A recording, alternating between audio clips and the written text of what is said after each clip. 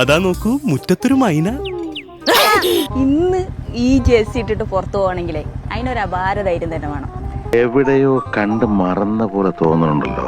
കോഴിക്കോട്ടെ ദീപകിന്റെ ആത്മഹത്യാ കേസിൽ ദീപകിനെതിരെ വീഡിയോ പോസ്റ്റ് ചെയ്ത ഷിംജിത പിടിയിലായിരിക്കുന്നു. കേസെടുത്തതിനെ തുടർന്ന് ഷിംജിത ഒളിവിലായിരുന്നു.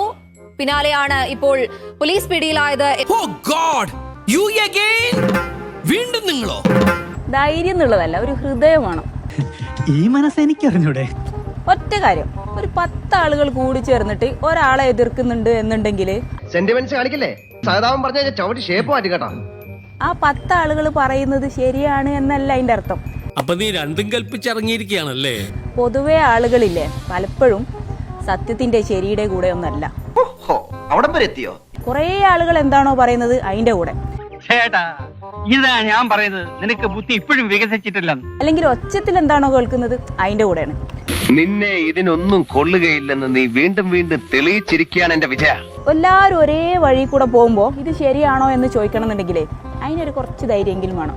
ഇവന്റെ അഹങ്കാരം വെച്ച് നോക്കിയാ 2 കാര്യം ഓടിയേണ്ടതാ. ജനക്കൂട്ടത്തിന്റെ കൂടെ പോവാന് വലിയ ധൈര്യമൊന്നും വേണ്ട.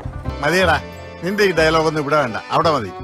എന്നാ സത്യത്തിന്റെ ശരിയുടെ നീതിയുടെ ന്യായത്തിന്റെ കൂടെ ഒറ്റക്ക് നിൽക്കണമെങ്കിലേ അതിനൊരു ഹൃദയം തന്നെ വേണട്ടാ.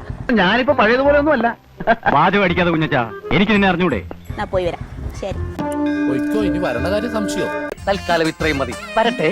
ഇന്നത്തെ വീഡിയോ നിങ്ങൾക്ക് എല്ലാവർക്കും ഇഷ്ടപ്പെട്ടെന്ന് കരുതുന്നു. ഇഷ്ടപ്പെട്ടെങ്കിൽ ലൈക്ക് ചെയ്യുക, ഷെയർ ചെയ്യുക, സബ്സ്ക്രൈബ് ചെയ്യുക.